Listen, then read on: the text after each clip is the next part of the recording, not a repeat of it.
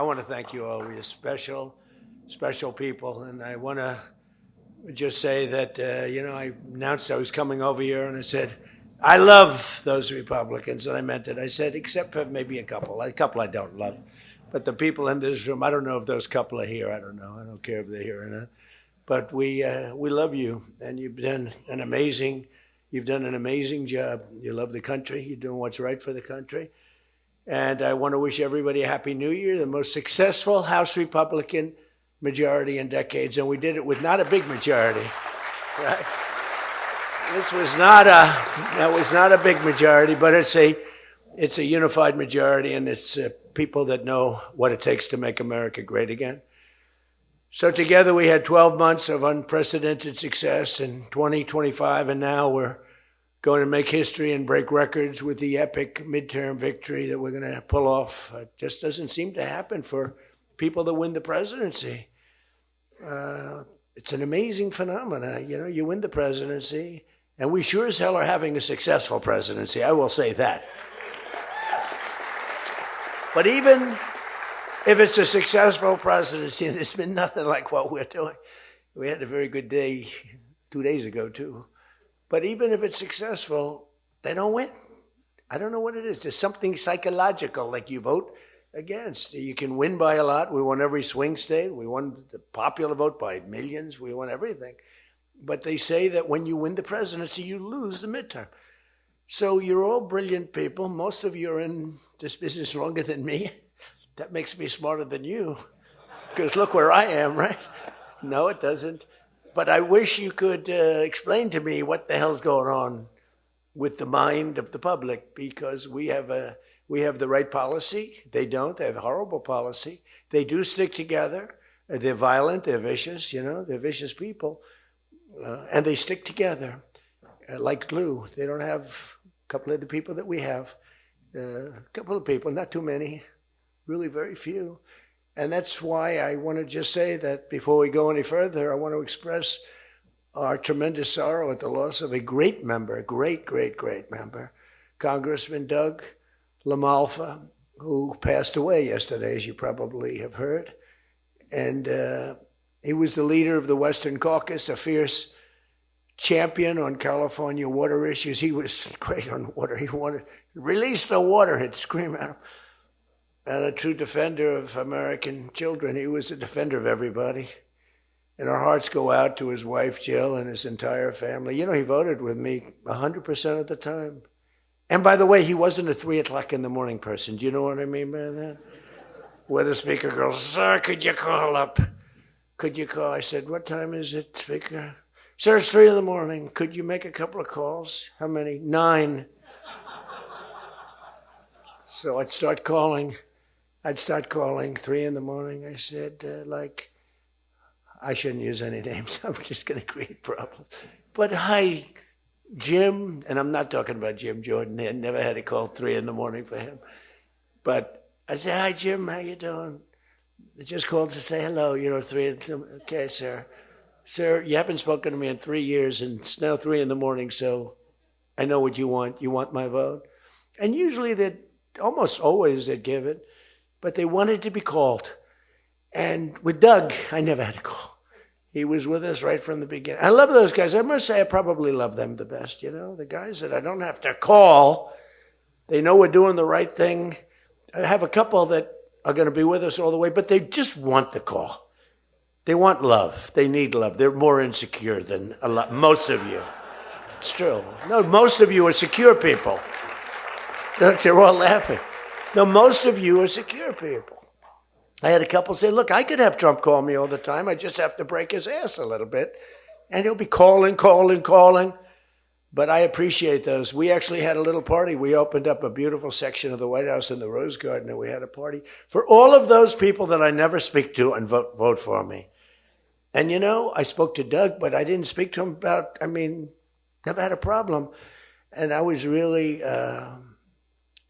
saddened by his passing and was thinking about not even doing the speech in his honor. But then I decided that I have to do it in his honor. I'll do it in his honor because he would have wanted it that way. He would have wanted it that way. He would have said, do that speech. Are you kidding me? Do the speech, big guy. But he was a fantastic person. Man, that was a quick one. I don't know quite yet what happened, but boy, it's a tough one. He was just with us. He was our friend, all of us, every one of us. And I also want to send our best wishes to Congressman Jim Baird and his wife, who are recovering from a car accident. They're going to be okay, but they had a pretty bad accident. And we're praying that they get out of that hospital very quickly. He's going to be fine. She's going to be fine, but it was a bad accident. And I want to thank the man who has been central to so many of our triumphs. He really has been. He's the guy that would call me to make those calls all the time. He's always working. And he's a nice person. You know, he's a high quality person. But I want to tell you, he's a very tough cookie. I've seen both sides. Not often do I have to see the other side, because he's just, by nature, he's a very fine, religious. I like that. He's a religious person. I like that. I like religious people. It usually means they're more honest. Sometimes it doesn't happen that way. I've had some real religious ones that did numbers on me, and I said, I'm going to get them someday. They got me by surprise, but it's usually good, okay, right? And his name is Mike Johnson, Speaker Mike Johnson.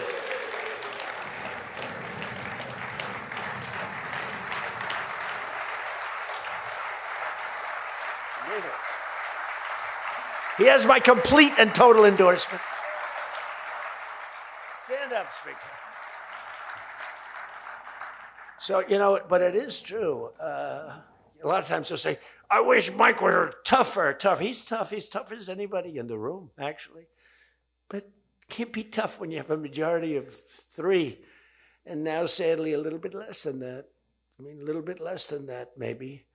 But you can't be Trump. You can't, I want you. You know, you make 10 enemies, 20 enemies. That's the end of that, right?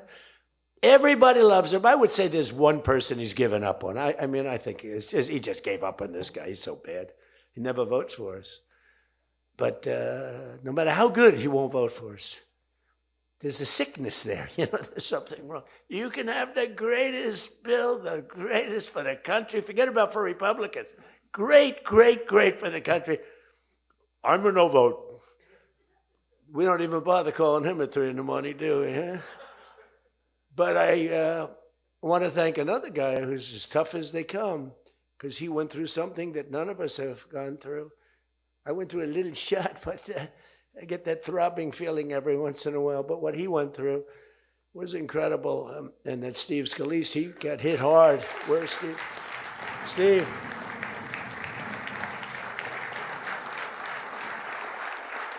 He's a tough cookie. He was dead. I went to the hospital. His wife was crying so much. She was a mess. Oh, yeah, she loves you. That's the only thing I learned about Steve, that he has a wife who loves him. Because I've gone to hospitals where guys are in bad shape, and the wife couldn't care less. She's waiting. She's looking for the next guy. Who's the next guy down the pike? Who the hell is the next guy? He's died. I said, it's so bad. Oh, yeah. I had one where the dog died and the husband died at the same time. I said, it's so sad. Yes, I love this dog so much. She couldn't give it, and the guy left her a fortune. Can you imagine? I shouldn't have left her anything, but she was much more concerned. It's true. Oh, the dog was devastated. The husband, he was like an afterthought. Your wife loves you, Steve. She's a great wife. Another one who has a great wife, Jackie, is Tom Emmer, right? Look at you. You have a great wife, but you haven't been tested like these guys.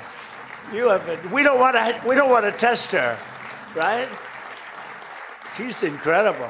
She's a strong, beautiful, great person. She's a great person. She actually liked me at the beginning when we were having little fights. We weren't even having fights. We just didn't know each other.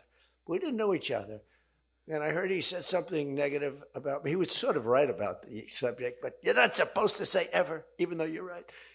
But Jackie was saying, I'm telling you, he's a great guy. He's good. He's going to be a great president, blah, blah, blah. She was fighting for me. And now I love this guy. He's great. She was right about both of us, I think, right? But Tom has been incredible. He's incredible at what he does. He's a great team player. Your conference chair, Lisa McLean, is so strong and powerful and beautiful. Thank you, Lisa. Thank you. Thank you. And I think their broadcast, we said we don't care if the press comes or not. So when I say that, that means that they're broadcasting all this, and I'm letting my feelings out because it's true. I feel that way about so many people in the room. I could say it about many of the people in the room. Some I don't know as well, but many of the people in the room. They're incredible people. You're incredible what you're doing. We also have another one, Richard Hudson, Chairman, NRCC. Richard's always in there. Always with a smile. No matter what's happening, Richard. He always has a smile. He's just a positive guy, smart and positive. Thank you, Richard. Really appreciate it. You do a great job. Republican Policy Committee Chairman, Kevin Hern. Kevin, where are you, Kevin? Thank you, Kevin. Thank you. Did a great job. Every one of you got to be proud of yourselves. And basically the entire House Republican Conference. It's been really amazing what you've done. And we're going to give you some ammunition today. I said, I'd love to make a speech. The Speaker asked me, would you make a speech? I said, sure. You think Biden would do that? Would you make a speech? What? First of all, people wouldn't ask him to make a speech because it never worked out well, right? Could never find the exits. You finish, look, stare here, stare there, stare here. You could jump off the front if you had to. No matter what he did, he got himself into trouble. So basically, they didn't ask him to, but if he did, it wouldn't be good. But it's good with me because, we have so much ammunition. We have ammunition. The problem is the fake news. That's why I like being on. I'd much rather do live television than do non-live because, when they say, as an example in my speech, peacefully and patriotically to the Capitol, peacefully and patriotically. Do you know that the Unselect Committee didn't report it, that I said those words? Do you know that the news never reported the words walk or march peacefully and patriotically to the Capitol? Do you know they never reported it? It's a scandal. The Unselect Committee never reported that. They never reported that Nancy Pelosi was offered 10,000 soldiers, National Guard soldiers, whatever you want. No, I don't want them. And the mayor. The mayors were in writing. She was more honorable about it.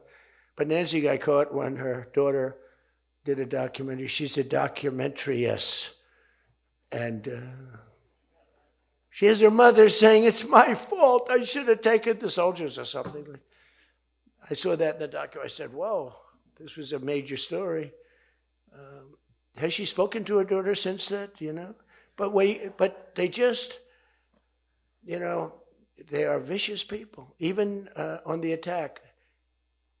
And it was an amazing military feat that took place yesterday. Think of it. An amazing military. The people are saying, well, thank you.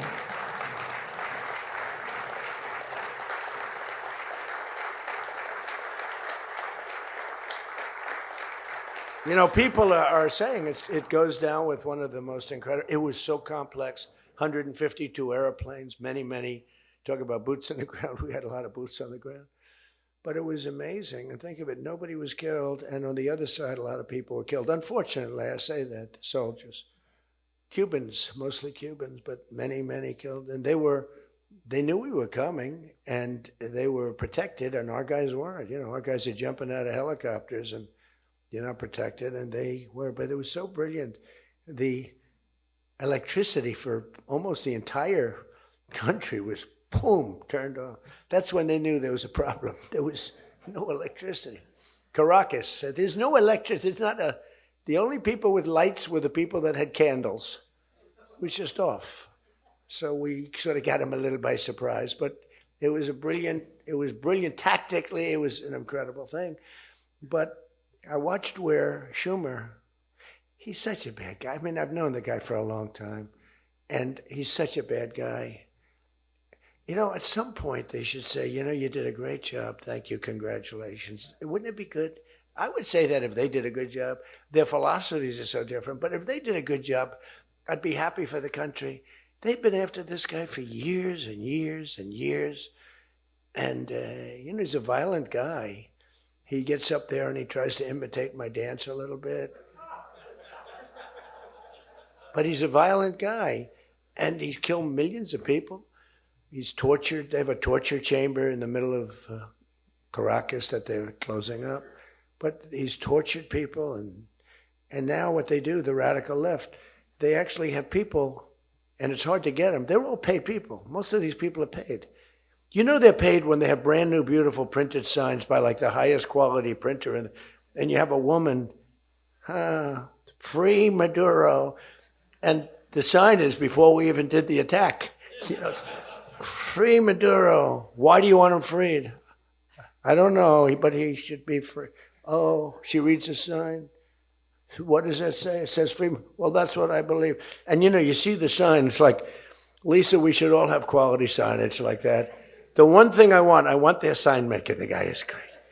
He does beautiful signage. You know, the old days was better when they used to write out their own sign, wasn't it? They'd make a sign in the basement.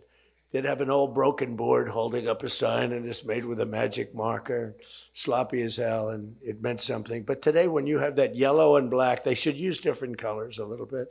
But the yellow is a beautiful shade of yellow. No, I want to find out who that is. I want him to work for the Republican campaign. He's much better than our guy, whoever the guy is. But the United States proved once again that we have the most powerful, most lethal, most sophisticated, and most fearsome. It's a fearsome military on planet Earth, and it's not even close. You know, I've been saying it for a long time. Nobody can take us. Nobody. We don't want to have it. We don't have a discussion, but you read all and you see everything else. Nobody could have done that. Nobody has our weapons. Nobody has the quality of our weapons. The problem is we don't produce them fast enough. We're going to start producing them much faster. We're going to be very tough on the companies. We have the best weapons in the world, but it takes too long to get them, including allies. When allies want to buy them, they have to wait 4 years for a plane, 5 years for a helicopter. We're not letting that happen anymore. We're telling our defense contractors, you're going to start building faster. You know, guy makes...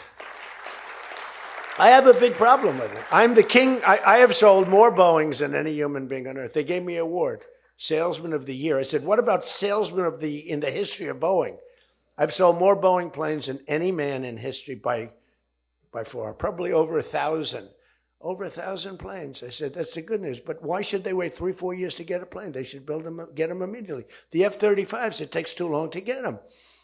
The Apache helicopter. I mean, I had India coming to me, sir, I've been waiting 5 years. We're changing it. We're changing it. India ordered 68 Apaches, and Prime Minister Modi came to see me. Sir, may I see you, please? Yes. I have a very good relationship with him. He's not that happy with me because, you know, they're paying a lot of tariffs now because they're not doing the oil, but they are. They've now reduced it very substantially, as you know, from Russia. We're getting rich because of tariffs, by the way. I hope everyone understands that. They hate to report. We're going to have over $650 billion poured into our country or coming in shortly because of tariffs. You know, they're finding all of these pockets of money. A couple of weeks ago, sir, we're off by $39 billion. Oh, is that good or bad? Meaning, do we have it or are we short of it? Sir, it's $39 billion that we can't account for. That means we have an extra 39. Yes, sir. I said, well, what are you saying? We just don't know where it came from. I said, check the tariff shelf. Sir, that tariff doesn't start until September. He said, no. It started about a month and a half ago. Check it. Comes back 25 minutes later. Sir, you were right. It came from tariffs. This never happened to us before, where we find plus 39 billion, not million, plus 39 billion. They were missing. We've taken in $650 billion or shortcoming, and that's because I'm being nice. If I want to be, and we have national security because of tariffs. And frankly, we have a big Supreme Court case. I hope they do what's good for our country. I hope they do the right thing. The president has to be able to wheel and deal with tariffs. Now, if you have the right president, it's good. You have the wrong president, if you have the wrong president, nothing's good. Tariffs are the least of your problems. We found that out for 4 years. We had the worst president, did the worst job. They had the worst policy. We have to even run against these people. Now, I won't say cancel the election. They should cancel the election because the fake news will say, he wants the elections canceled. He's a dictator. They always call me a dictator. Nobody's worse than Obama and the people that surrounded Biden. Not Biden. I don't think it was Biden. He didn't know what the hell was going on, okay? The election was rigged. He had no idea what happened. He still doesn't. The auto pen. And by the way, you ought to make a big deal out of the auto pen. The auto pen was your president because most of the things were signed by auto pen. And you're not allowed to do that. I signed very little. Now I just sign everything because it's just so crazy. But, like I had the other day, we elevated a general to 4 stars. I think you should sign that. That's a big deal. A general did a great job, was elevated to 4 stars. And I had the general in, and I signed it in front of him, held it up. You got to sign that. You can't give it to an auto pen. And you can always tell an auto pen. One thing, it has 2 little tiny dots. You know that? 2 little dots. You know what that's from? 2 pins. They go bing, bing. They're wonderful things. But you got to sign it. And the law is you have to sign it. If somebody's, telling the auto pen person, he has to be authorized by the president of the United States. Well, he wasn't. The guy barely knew the president. How many times did you speak to the president, right? He said 2. And they just spoke about the weather. It was like this. But he was never authorized to sign. And I think 95% of the things were signed by auto pen. You can tell because the auto pen is a nice, clean signature, and his signature's a mess. The only thing he signed was, which is nice, was Hunter's pardon. That's the only thing that we can find that he signed. Most of it he didn't sign. So somebody's sending papers to sign, and he wasn't the president. First of all, the election was rigged. You ought to have voter ID. You ought to insist on it. Can you imagine? In California, they not only don't have voter ID, but if an official at the voting booths, which they don't have, by the way, because it's all mail, if an official, a voting official, even asks somebody for voter ID, sir, would like to see your identification. Do you come from our country? They put him in jail for tampering with the election. Okay?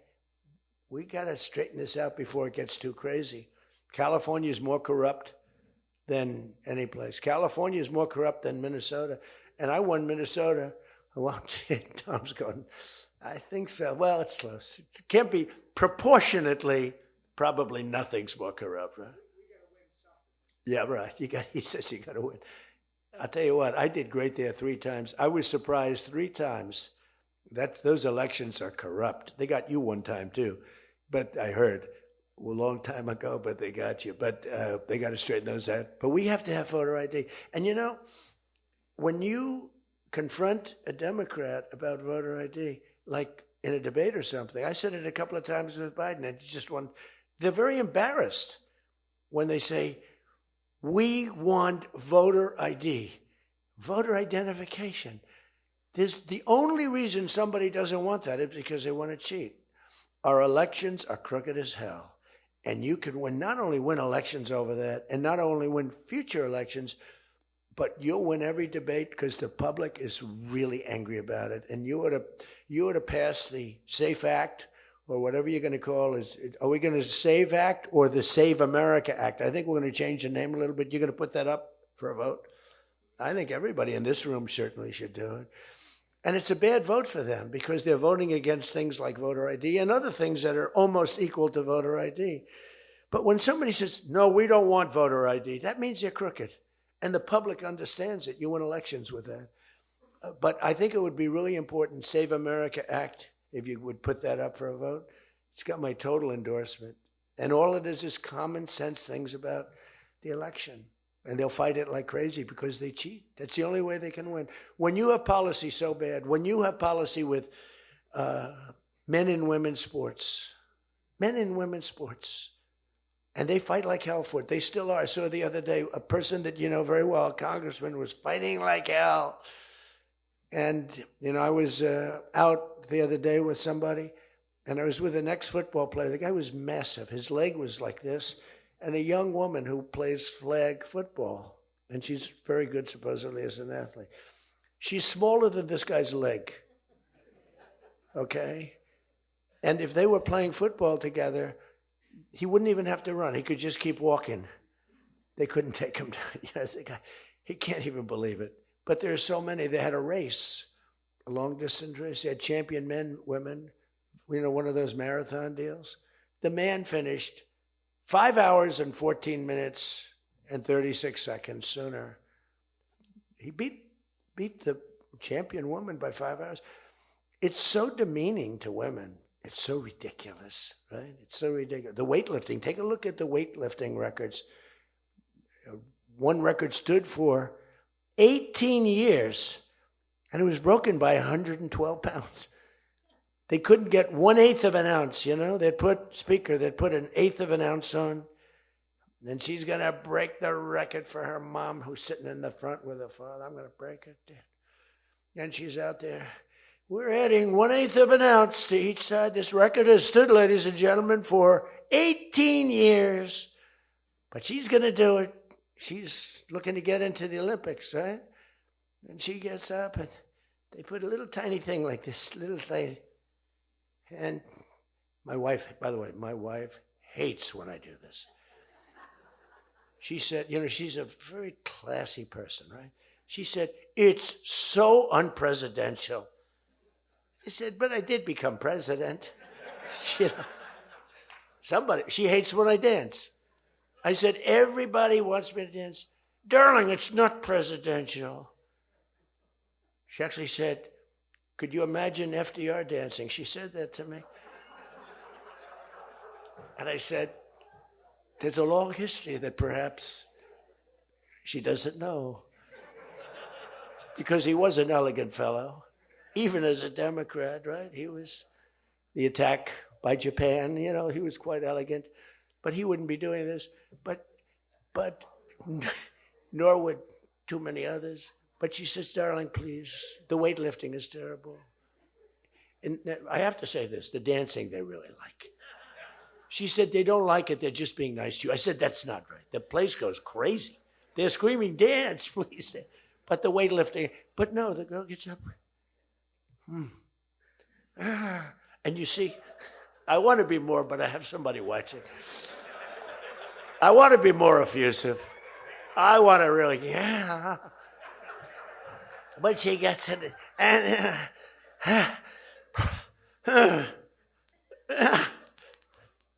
drops the thing, walks off the stage crying. Her mother's crying, her father's crying. Guy gets up. He said, have you lifted before? A little bit. And he walks up, bing. He could have gone ding, ding, ding, ding. I think it was 112 pounds, right? It's crazy. Or the beautiful boxer. They have boxing now. And that they have a young gentleman who transitioned. He was a very good boxer, but he wanted to be a woman, which is, to each his own. Because I want to be very liberal when it comes to these subjects. I'm trying to get that vote. It's not an easy vote to get. It's very tough for me to get it. But he transitioned, and he transitioned. And the girl was a champion boxer from Italy, remember? She got up, first round. He hit her, boom, with a left. A left, for those, everybody here knows about. But a left, Lisa knows better than anybody. But a left is defense. He goes, boom. She's like, oh my. She walked to the corner, remember? She didn't go down, but she did everything else. But she said, I've never been hit like that before. I don't want to go out again. You can do it. You can do it. Bang. She walked off. She said, he happened to win the gold medal, that young woman. He won the gold medal. There were two transition people. They both won gold medals. The whole thing is ridiculous. You have policy on your side. They don't have policy on your side. Right? You have policy. And I saw this guy fighting like hell. The swimming records is ridiculous when you look at the swimming, any records. It's crazy. And it's so demeaning to women. Women are the, and for a long time, they refused to talk about it. They were embarrassed to talk about it. Now they do talk about it. They talk about it openly. But they have the worst policy on everything, open borders. We want open borders. They still want an open border. We did the greatest job ever on borders. And I think they forgot it. My guy said to me today, I have a great guy, Ross. He's the greatest speechwriter. He said, sir, let's not mention the border. Nobody cares about the border anymore. Can you believe it? This was the biggest, this was the biggest thing there was. It says to me, nobody cares about the border because it has a shelf life. I fixed the border. I fixed it in my first term, but now I really had to fix it. It was much worse, when I came into office. Millions and millions of people were pouring into our country. And I fixed it. And my guy, who's incredible, says, people don't want to hear it, sir. You've done that. The problem is people forget that I did it. They totally forget. They were talking about the other day, we don't like Donald Trump on this. We don't like Donald Trump on that. And somebody just out of the blue said, well, he did an unbelievable job. Who cares about that? They're saying, that's been done. What do we do about that, Mike? Everything you do. It's almost like, what have you done lately is the way you have to run your life. In other words, I could have the most unbelievable 4 years, and I guess I'm not allowed to run. I'm not sure. Is there a little something out there that I'm not allowed to run? But let's assume I was allowed to run. I could have, there's going to be a constitutional movement. No, I could have the most unbelievable 4 years. Everything was great, but in the last week, I made a little slip up in something, and you lose the election. It's like, so we can't let them forget that we did such a great job on the border. By the way, Venezuela, everyone, they're marching in the streets. They love it, except in New York. I mean, where they find these people? These people, they're not these people are a mess. I know it's not nice to say that. These people are a mess. Where do they find these people? They're the worst looking people I've ever seen. They got hats that are all frayed and they look like, they're all paid. They don't even know what they're talking. When the reporters don't interview them because they know that it's, the press is so anti. It's hard to believe the press could be so anti because it's all common sense. It's not, we're conservative, whatever. Doesn't matter. We're all common sense people. It's not even conservative. It's common sense. But the press has no credibility whatsoever. Think of it. I got 97% bad stories on one network, 93% on the other, and I won in a landslide. You know what that means? The press has no credibility. That's all it means. And we got to keep it that way. So I don't talk too much about the swimming, the weightlifting, the boxing. I don't talk about it. You know why? I want to start bringing it up about a week before the election because I don't want them to correct themselves. I don't want them to say, we've decided that we don't want to have men playing in women's sports. That'd be a devastating blow for us. Because that's, they say it's an 80-20. No. It's about a 98-2 issue. We've decided that we will not have open borders where the entire world, from the Congo, prisons from the Congo, these are extraordinarily tough people. These are people that make our motorcycle gangs look like fine young men. Okay? Our motorcycle gangs are wonderful people by comparison. No, they come in from prisons in the Congo. They come in from prisons from all over the world, but in particular Venezuela. Tren de Aragua. Tren de Aragua comes in, and Tren de Aragua, they say it's the worst gang in the world. It makes our gangs look like little sweethearts. It makes our gangs, you want to take them out to dinner, they're so nice. They cut off the fingers of people. One guy makes a phone call in Colorado. The governor stinks in Colorado. He has no control. So Tren de Aragua, they don't want to do anything about it. So ICE has to go in and take them out because the governor doesn't want to do anything. But they make a phone call. They've taken over my building. The landlord's calling. They took over his building. So the governor doesn't want to do anything. But he calls the police, the guy. They come in. Did you call the police? This is Trinidad Rugg. We're talking to the man that owns the building. Did you call the police? Yeah. Boom, they cut off his fingers. If you call him again, the next time your hand comes off. Can you believe it? The guy's walking around, his fingers were cut off. And these are the animals that we're throwing the hell out of here. Washington, D.C. is now the safest city in the country. And you people know that better than anybody because you were, I mean, think of it. You're in Congress, you're respected people, you're afraid to walk outside. Washington, D.C. Now, we had a terror attack 4 weeks ago, and one person's looking down from heaven, and the other one is actually recuperating and going to make it, I think, but really badly hurt. Really badly hurt. Most positive mother I've ever. No, my son's going to be fine, sir. The mother was telling me that the night of the attack, I went just like I went to you. I spoke to this incredible woman. Sir, everyone's praying for my son. He's going to be fine. The doctors thought she was, just hoping against hope. There was no chance. And 2 weeks ago, he got up and started walking around. It's amazing, actually. So maybe some really bad. It looks like he could be okay. He's going to have pretty bad after effects. But that was a terrorist attack on people that are doing a great job. And it could have been anywhere. But we haven't had a murder. We would have, on average, 2 murders a week in Washington. I don't even like talking about it. Two murders a week in Washington, D.C. We haven't had one in 7 months. People can walk out now. You can walk down with your wife down to the restaurants, which are booming, by the way. I mean, if you go back to before I got in, and we did a pretty good job 4 years ago, but there was never this, in my first term.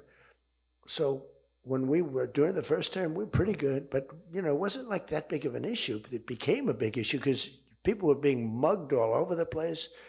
We had a couple of people working in the White House that were killed. We had one guy waiting for his wife in a car. They said, "Get out of your car." He said, "Well, I'm waiting for my wife." They blew his head off. The wife is walking up to the car. Animals. And then they get angry when I say, "They're animals." Nancy Pelosi, "They're not animals, they're human beings." No, they're not. This is another thing. That's a 98-2 issue also. No, they're animals, and we've taken them out. We've took out over 2,000 people, brought them back to their countries from where they came, or they're in prison now in Washington. Because it's not just like, you have to take the bad ones out. 2%, 3% of the population causes 90% of the crime. Think of it. 2% of the population in Washington, D.C. causes 90% of the crime. So when you get rid of the 2%, we took out over 2,000 people, got them out of the country or in prison. Some were so bad that we didn't want to send them back to their countries because they'll come back in, even though it's hard now, but they're pretty smart. They're sick, but they're smart. But you're now living in one of the safest cities in the country. It's a great thing. You can walk to the restaurants. Restaurants are booming. New restaurants are open. They were all closing. You wouldn't have had a restaurant. And I don't know about you, but to me, those soldiers standing there look so good. I'm not going to feel safe walking down the street without them. I don't think you would either. Even though, we took out so many criminals, I just feel better. To me, they're beautiful. I look at these soldiers, and you feel safe. You feel safe. I don't think if we took them out, even if the crime wasn't much, it would definitely be more. We did a great job in Chicago. They don't want to talk about it. We, against all this slob of a governor, this stupid slob, who's the family threw him out of the business. He was a dope, and the Pritzker family, but they threw him out of the business. And the mayor, he's a low IQ person, extremely low IQ. We should give everybody like these competency tests, right? The cognitive, they call it cognitive.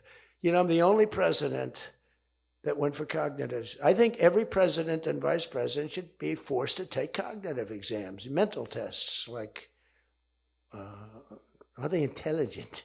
Wouldn't it be nice? Do you think Walz could pass a cognitive test, as an example?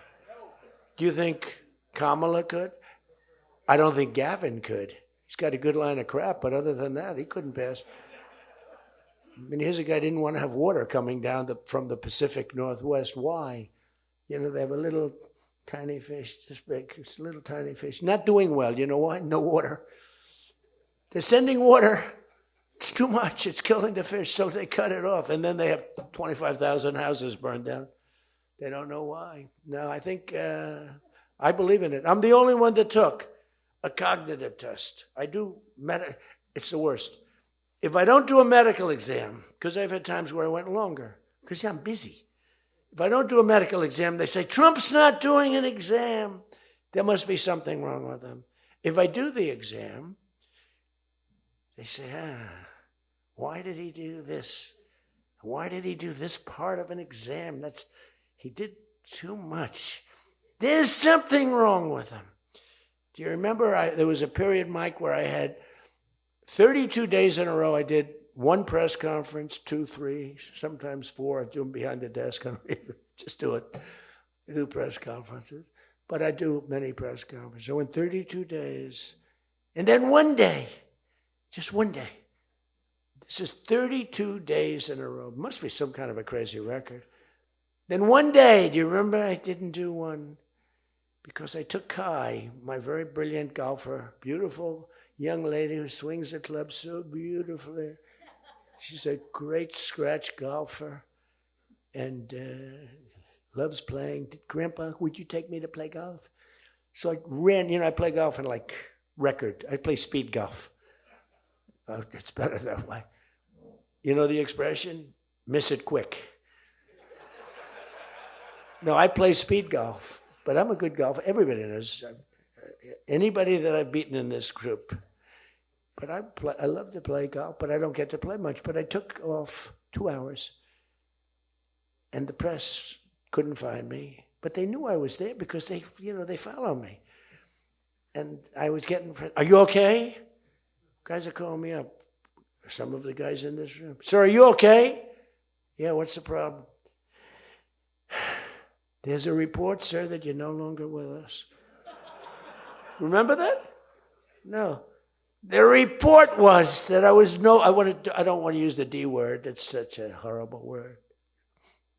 Dead. I don't like that. There's a report, sir, that you're no longer with us. I said, well, I just hit a 280-yard drive. This isn't bad.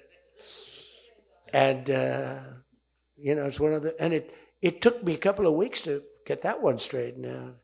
The new one is they did a report in the fake news New York Times where I worked this day from early in the morning till late in the evening, but we don't give out a full schedule. It's like who the hell wants to give out a schedule to these people? But it's all work. And this, in particular, this day was brutal. I never got to leave the seat. You couldn't do anything. It was just one after another after another. And this went on from early in the morning till late in the evening. And my people gave out a report. He had lunch. They show a report, lunch with somebody. And they did a story. Donald Trump is slowing down. He only had lunch. And then he went back up. And they said, that's malfeasance, whoever did, right? No, it's terrible. I was actually more angry with my people than I was with the New York Times. But they wrote a story. And it takes you a period of time to recover from these hits. And it's almost no matter what you do, but you have to keep a positive eye. But we have a fake press. We did a thing that's so incredible on medicine that nobody has ever done it. Reducing favored nations, most favored nations, we reduced the cost of medicine at levels that have never even been dreamt of before. We should win the elections on just that thing if we did nothing else and went home, go home. We did favored nations where we're bringing down the price of a pill. As an example, in London, the pill sells for $10. In New York, it sells for $130. That's 13 times as much. Most favored is I want to pay what the lowest nation in the world is paying. Everybody knew about it, but nobody had the guts or the stamina to do it, or the respect from other nations, but I do. And then you also had to get the drug companies. The drug companies were not easy, but they were much easier compared to the other nations. So the other nations used to tell the drug companies, we're not going to pay more. It kept it for years the same price. Everything, we just kept going up, up, up. And finally I had the drug companies and I said, listen, fellas, you can't do this. Can't do it anymore. I'm not going to let it. We're going to do it. And you're not going to do it. And I did things to them that were brutal. But I really found out it was the nations that were so tough. So when France was told that the pill will go from $10 to $30, it's a big increase, right? But it's not really. And that ours would come down from $12 or $13 down to $30. So theirs would go from 10 to 20 or 30.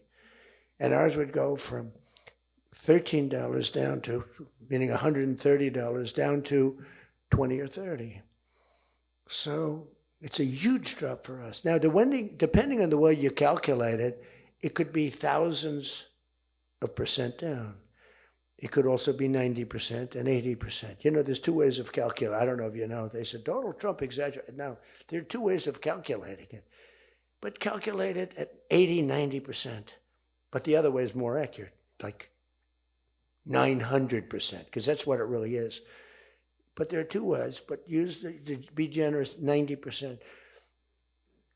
There hasn't been a reduction in 28 years, except for the 1 year where I got it down 1/4%, and I had a news conference. I was so proud of myself. The drug prices, prescription drugs, are going to be down by thousands of points, thousands. On that one item, you should win this election. The New York Times barely wrote about it. The other papers barely wrote about it. Nobody even knows that the drug prices. Now, people will say, you don't mind if I don't read this crazy teleprompter, do you? Because, do you mind? Because I have, it's called standard. But these things are so important because you guys got to get elected. Because if you don't get elected, we have a country that's going to go to hell. So we can't play games.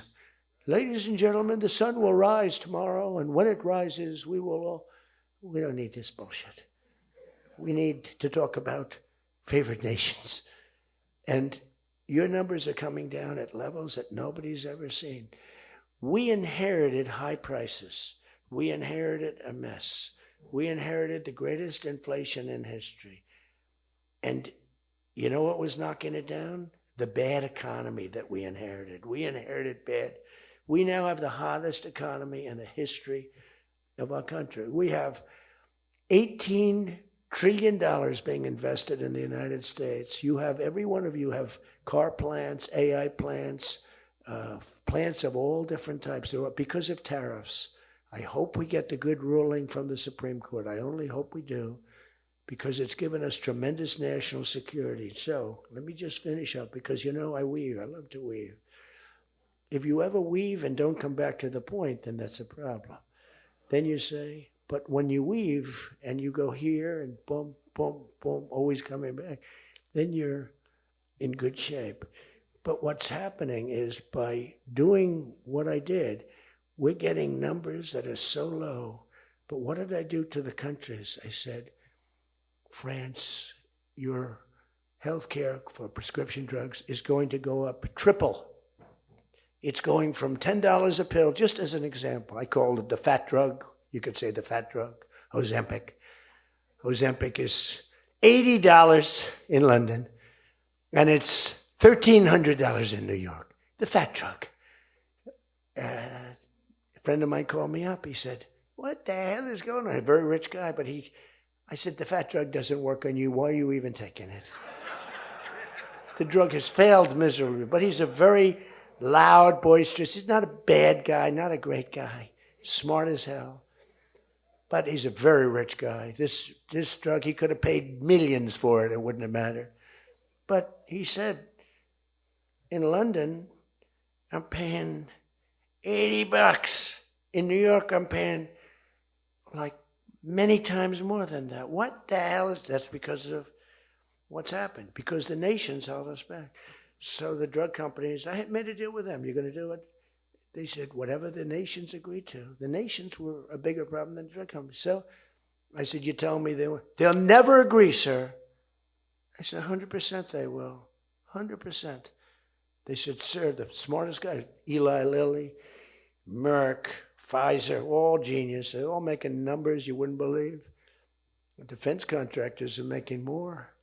That's why I'm going to say, you're making $45 million a year and you can't produce a frickin' helicopter for 7 years? We're going to talk to them about that. But I said to the France, I called up, as an example, France, just as an example, I like him, he's a nice guy. Emmanuel, you know Emmanuel Macron? I love the French accent. Emmanuel. They said, listen, you're going to have to raise your prices a little bit because we're paying 14 times more than you. That's a lot, right? We're paying numbers. In other words, we're making up for all of this deficit. No, Donald, I will not be able to. Mr. President, please excuse me. Most of the people call me Mr. President, except for people that don't respect me, they call me Donald, which are probably a lot of them too. But they said, no. Putin calls me Mr. President. She calls me Mr. President. Emmanuel goes, no. We will not do that. Yes, you will, Emmanuel, 100%, because I was told they wouldn't do it. And this is, you can take Emmanuel and add up Hans, you can add up Ludwig, you can add every name in the book. It's all the same. The answer is no. We're not going to double our drug prices. Not for you or anybody else. I said, yes, you are, 100%. We are not going to do it. No, you don't understand. 100%. You're going to do it and you're going to like it. They go, I don't understand. I've told you 5 times, why do you keep saying you're going to do it? Because I'm always right about, Trump is right about everything, right? I said, Trump is right about it. I have been right about everything. Got to keep it going. Is there wood up here? Hold it. I always like to, just in case. Trump was right about everything. And I said, so you're going to do it, Emmanuel? No, I'm not. I said, okay, here's the story, Emmanuel. If on Monday you haven't agreed to every single thing that we want, I'm putting a 25% tariff on everything coming out of France, including your wines, your champagnes, and everything else. No, you cannot do that. I said, I can do that, and I will do that. Even for national security, I'll do that, but this is for medical security, and 100%. Now, let me explain.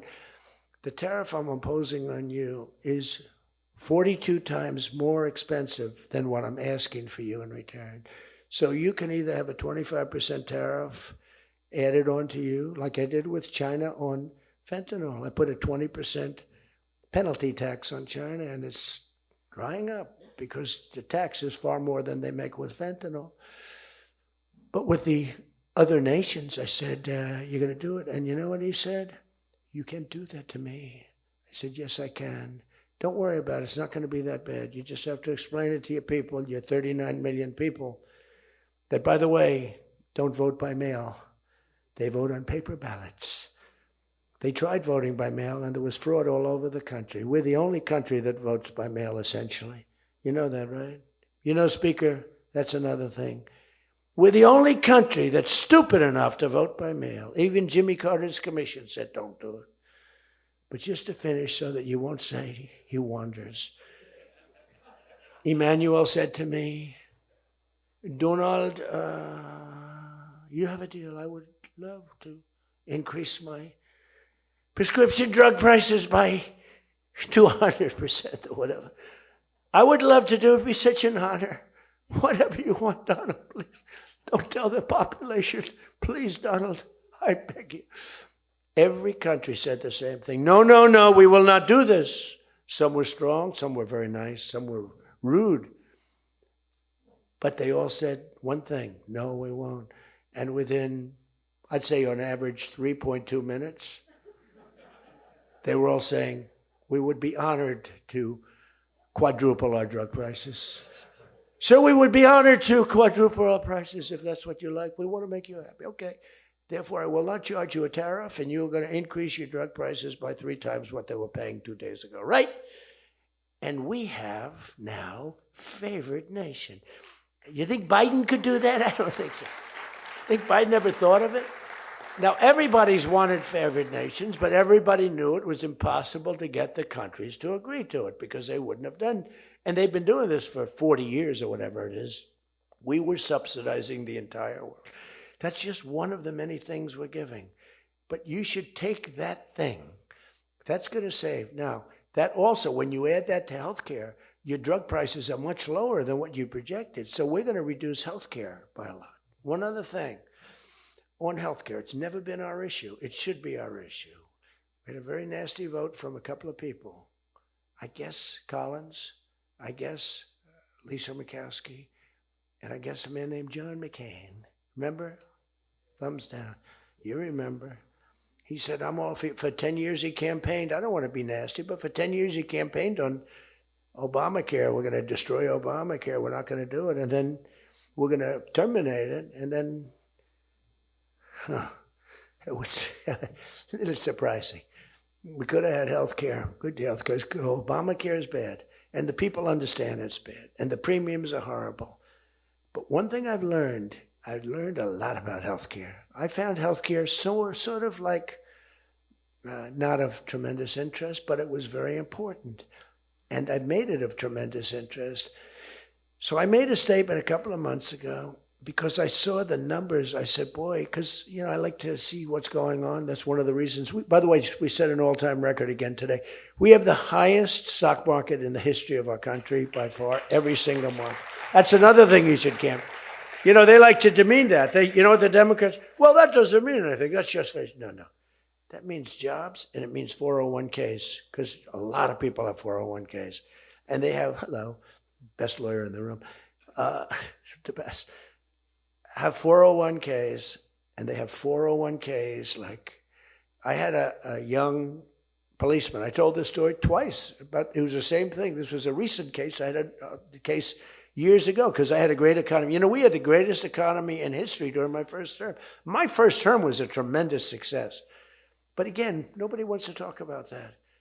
We rebuilt our military. We did things that nobody could have done. We did a great job. This term is blowing it away. It's blowing every term. There's never been a president that had a year like this, especially a starting year. And we should win based on that too, all things. But the 401k, so there's a policeman, and he comes up, and he was guarding me along with lots of other people. Sir, I want to thank you. What? My wife thinks I am the worst investor in the world. And for the last year, she thinks now I'm Warren Buffett. She said, you're smarter than Warren Buffett. You're a better investor than Mr. Warren Buffett, sir. I said, how's your 401k? It's doubled. It's going up. It's going up. I said, just relax. But 401ks are through the roof. Those are us. Those are the people. We have the highest stock market in history. 47 days out of 11 months. We have just a piece of the last month left for the first year. 47 days out of 11 months, we hit a new record. Well, we hit one last night. We hit another one today, I understand. But we hit one last night, a new record, brand new record. All exchanges, not just, Dow. Dow was up, but all of them. We have another record, that's the 47th time in 11 months that we've hit an all-time high.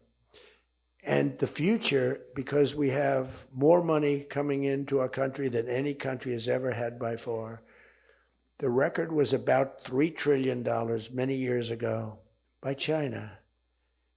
We've got $18 trillion pouring into our country. You know why? Because of tariffs.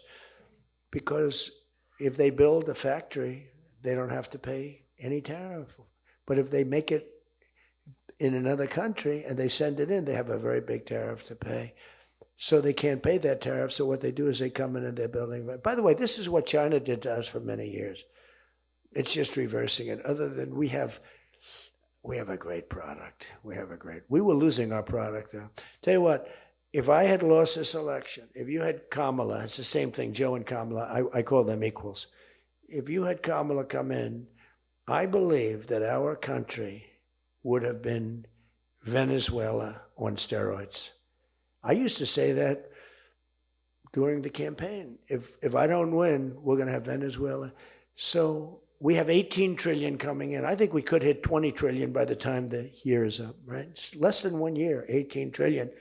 The record is $3 trillion. $3 trillion is a lot of money. 18 trillion is not even thinkable. That's all investment. That's building factories. That's building plants. You know how many car factories we have? Half of you guys are having car factories. Where you are, Louisiana is doing great. Georgia, right next to you, is doing great. Hello. Nice guy. All nice people. Actually, in this room, I can't see it. Is there anybody I'm supposed to dislike in this room? I think that a couple of people maybe didn't show up. There's only one that I really dislike. I mean, the same person that Mike gave up on, because there's something wrong with him. He's a sick person. But there's only one, really. The others, you just have to understand them. You know, they have some problems too, but you just have to sort of go with them and understand them, feel sorry for them, advise their family, are they okay? Because what we're doing is right. But $18 trillion, car plants being built. I was in Japan. Somebody admonished me, he shouldn't be traveling. I don't like to travel. But when I travel, I make a lot of money for the country, not for me. For me, I don't care. I have a much higher purpose. I have plenty of money. I don't need money. I don't want money. I want to make money for the country. And like I did with Intel. Intel came in. They had a problem. I said, I can solve the problem, but I think you should give the United States 10% of your company. He goes, whoa. I said, yeah, I think I can help you with the problem, but you got to give the United States, not me. Sometimes I'll say, give me, but when I say me, I'm talking about, I'd love to accept it, but I don't think that law enforcement would like that, right? I'm very cognizant of law enforcement, perhaps more than anybody in history.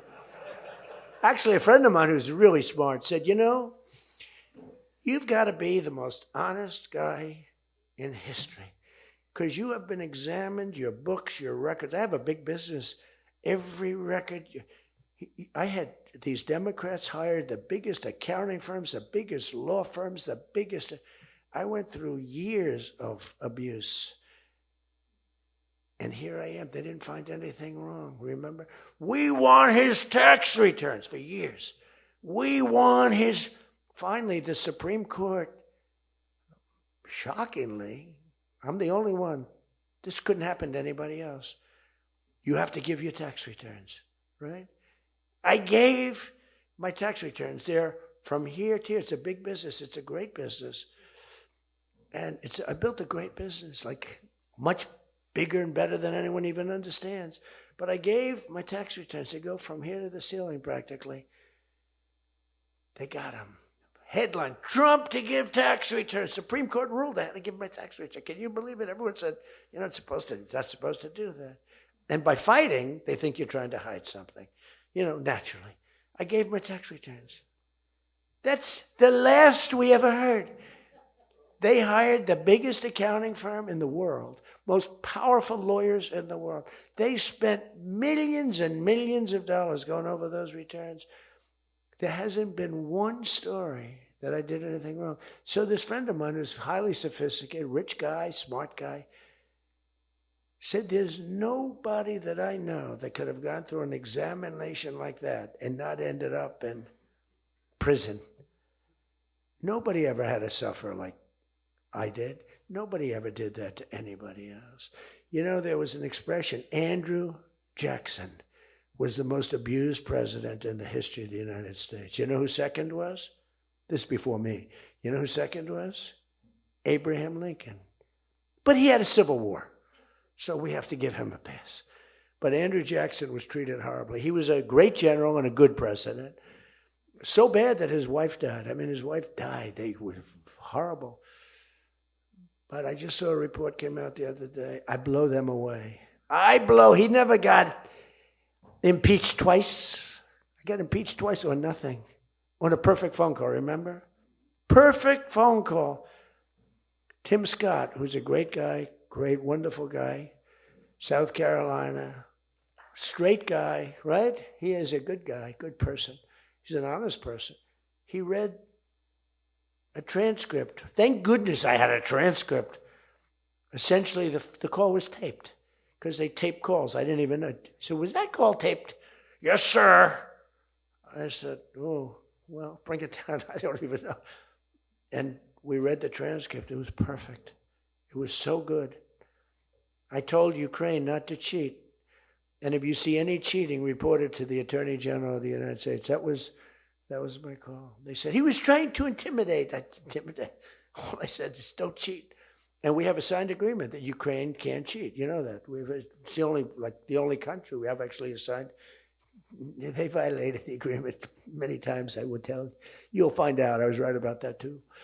But nobody's gotten cheated. But this guy said to me, for you to have escaped. But the one thing, and I'll just end it, because Jim Jordan back there, world champion wrestler, 128-1. Whatever happened to the one guy? The Russian. He lost to, how dare you lose to a Russian? Do you know the more impressive record for Jim? Because I'm a big sports person. I love sports. Jim went to high school. As in high school, he was considered like the top wrestler.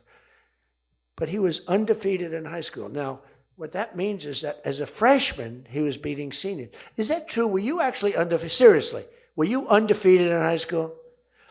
That means as a freshman, he had to beat seniors, Steve.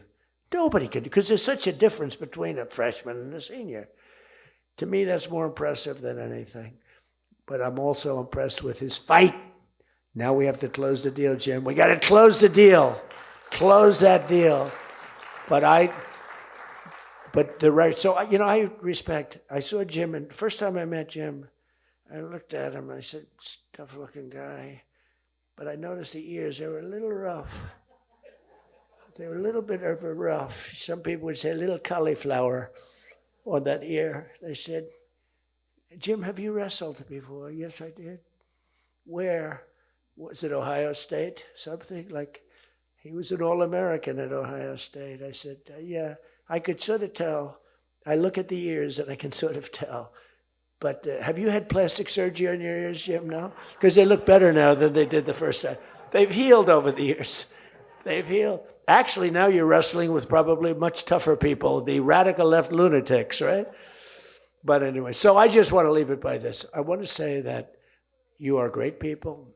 We have all of the policy. We have wonderful, just stay together. We got a few people that make life very difficult. They don't have that. I used to say they don't have a Mitt Romney in their midst. I mean, Mitt Romney was very difficult. You know, he was almost like, for them, he was on the Senate side. But we have a couple of people that are really bad. I mean, they're bad, but maybe they'll straighten out. Maybe somebody in the room can sit them down and straighten them out, because what we're doing is the right thing for the country. We're not Republican or Democrat. We're doing the right thing for the country. If you look at what we're trying to solve the healthcare problem. We're trying to get better healthcare at a lower price. I mean, that's a good thing, right? And the one thing I learned, and just in concluding, and I said it like a month and a half ago, and it was the number one thing in the country. Even the fake news covered it. They tried to put a negative spin on it, of course. I said, I read a story about insurance companies making a fortune. A fortune. Their stocks were up 1,700%. Who invested recently in a stock that's up 17? And that's because the money that they're getting from Obamacare is massive. And the government generally. That means they're making a fortune. And as soon as that, because I have a natural, I don't want to say it again, but I have a natural business instinct. I do. I've always done things. I've done some things that people said, you're crazy, and I made a lot of money with. I've done a lot of things that were good. I have an instinct, right? Somebody said, he's got the best political instincts of any politician in 150 years. I said, no, I don't. I really don't believe I do. I think I have good instincts. I have common sense. But they said that it was a very complimentary statement, but I don't believe that's necessarily right. But I do have good policy. I have good common sense. And maybe they wheel that into instincts. And I did become president, so can't be that bad. And I never did it before. Don't forget, I ran for president. I had a politician telling me very strongly, they said, sir, I've run for office 20 times and I've won 17. And I know what I'm talking about. This was at the very beginning of my first time. I said, well, I've only run once and I won, but I won for president. He said, you got me on that one. He's actually sitting in this room right now, that son of a gun. He knows who I'm talking about. He was giving me a hard time, but he's turned out to be a decent person. Not the best in the room, but a decent person. He's not my favorite in the room, but he's decent. But we have one thing that's really strong. Uh-oh, it's a fake news. Pulitzer Prize, right, Doug? Pulitzer Prize. He got one for the bullet. He had the bullet, but he got how many Pulitzer Prizes? 3 Pulitzer Prizes, and all talented guys. These are great guys. I don't like the people back there. These are the ones that take the pictures. Make me look thin for a change, Doug. You're making me look a little bit heavy. I'm not happy about it.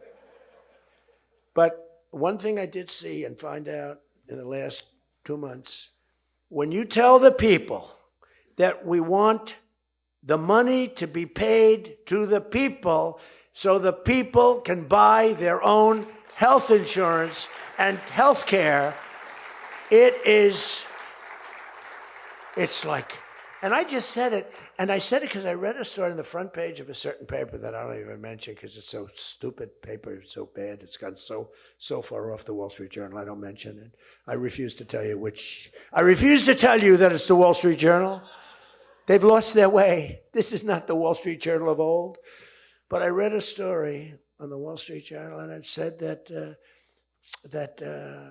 insurance companies are making so much money. They weren't demeaning them or anything, and I guess as an investor, you're happy. When I read that, I said, wait a minute, they're making that kind of money, and they're making it because of stupid politicians, I hate to say, that we allow them to make it. If you guys can get in a room, because, we don't have that as one of our issues. It's the only thing they have. They're lousy at it. They came up with Obamacare. We tried to fight it. We almost had it won, but we didn't get 3 votes. We should have gotten them. But here's, you want to turn this thing, you work on favored nations, you work on borders, you work on all of the things that we talked about, but now you take the healthcare issue away from them, and they want to fight it. You know why? They're all owned by the insurance companies. And they cannot fight it successfully. There's nothing they can do. That's like almost the voter ID thing. When they try and fight, I watched a guy trying to explain why we shouldn't have voter ID the other day, and the guy was a fool. He looked like an idiot. This is the same kind of an issue. Let the money go in a healthcare account or however you do it. Let the money go directly to the people. Now, you have to be a little flexible on Hyde. You know that. You got to be a little flexible. You got to work something. You got to use ingenuity. You got to work. We're all big fans of everything, but you got to be flexible. You have to have flexibility. I came out with a statement. Let the money go not to the big fat cats and the insurance companies that made 1,700% over the last short period of time. Let the money go directly to the people where they can buy their own health care. And I'm not sure that I've ever said anything that was more impactful. I say a lot of things and have a lot of good ideas. And this was an idea that, the whole world went crazy. The whole country went crazy. The world went crazy with envy. If you can somehow do that, Mr. Speaker, Tom, all of you, Steve, if you can do that, this is going to be your issue. And the other thing is fertilization. They're trying to hit us on fertilization. They were dead on fertilization when I got a call from a very wonderful young senator from Alabama saying they had just lost a case, and the case, I've never been met with such scorn. Friends of hers were just going crazy. And I said, explain the issue to me. And it was on IVF, the fertilization. a judge ruled against and said all fertilization places have to be closed down, like immediately, it would have been a disaster. And fortunately, I picked it up, and we owned the issue. But now I understand they're trying to make a case on fertilization. You can't let them do that. Very important issue. All of these issues are very important issues. But you can own healthcare. Figure it out. Let the money go directly to the people. It goes in a healthcare account. There are numerous things you can do, but you have to let no money for the insurance companies. I'm going to meet with the insurance companies. I said, I'm going to meet with them because I met with the prescription drug companies, and that's when I found out what was going on with the fact that we were paying 10 and 13 and 14 times more money than Europe and other places. I learned that at the meeting. Now I'm going to meet with them in a few days. I'm meeting with them all, 14 companies. I'm meeting with them all. I'm also meeting with oil companies. Let's go. You know what that's about. We've got a lot of oil to drill, which is going to bring down oil prices even further. But if you can come up with health care, remember this, where the money goes to the people, you have just owned, they can't fight it. They're owned by the insurance companies. You guys don't get money from the insurance companies. They do. They get a massive amount of money. It's their biggest donor.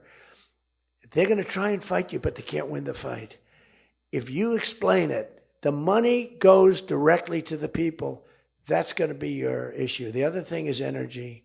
Your energy prices have come so far down since I'm president. And nobody wants to, I saw on television, energy prices are down 3%. No, they're not down 3%. They were $3.50 and $4. It's now $1.99 a gallon in many stations. And it's going down further. And that's like a massive tax cut. And that's the other thing, tax cuts. No tax on tips. No tax on Social Security. No tax on overtime. Now think of this. No tax on tips. No tax for seniors on Social Security. No tax on overtime. You're allowed to deduct if you buy a car and you take out a loan on the car. For the first time ever, middle-income people, all people can deduct, but they never got a deduction before like this. It's only for rich people. They got them. They have so many deductions. You're allowed to deduct the interest against your taxes. Nobody thought it was possible. It's going to be phenomenal for the car companies, but it's even more phenomenal for the people. It's like getting it's like paying half for the car. All of these things, you have so much ammunition.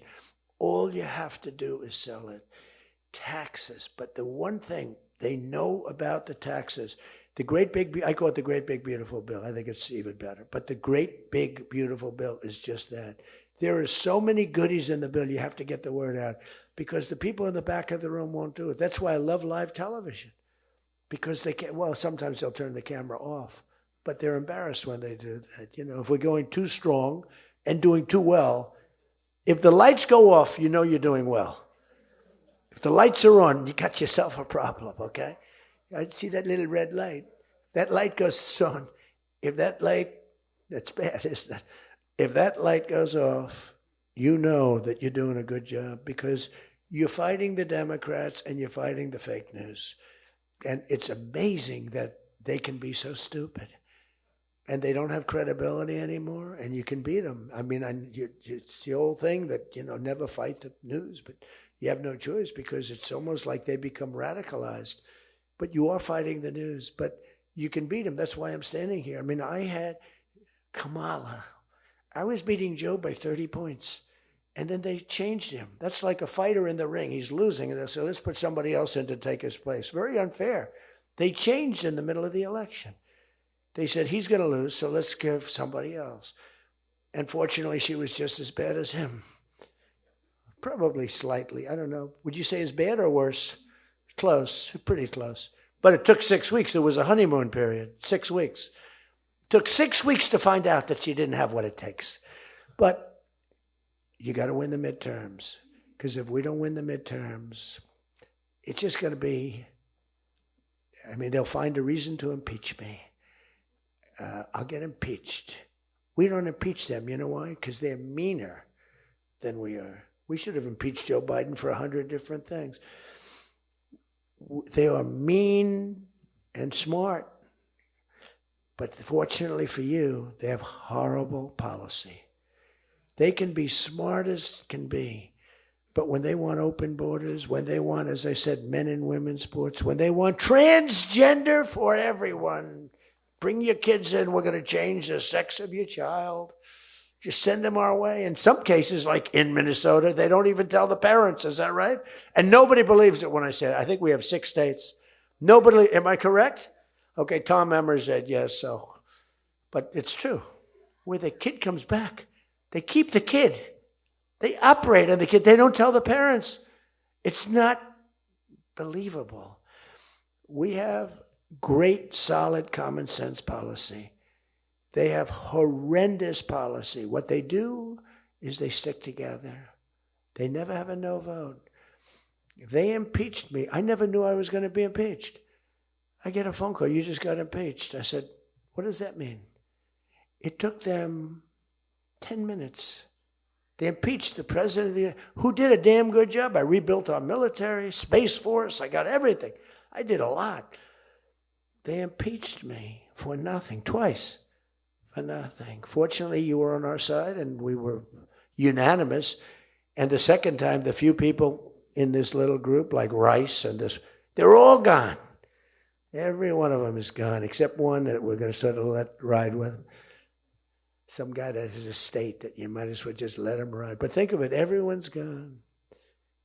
Everyone's gone. It makes me feel so good. I don't want to feel vicious, but I'm so happy that everyone. And they're seriously gone, too. They lost in landslides. This guy named Rice, he lost by 48 points, right? Remember him? Oh, no, there he is. What a job you did, Mr. Fry.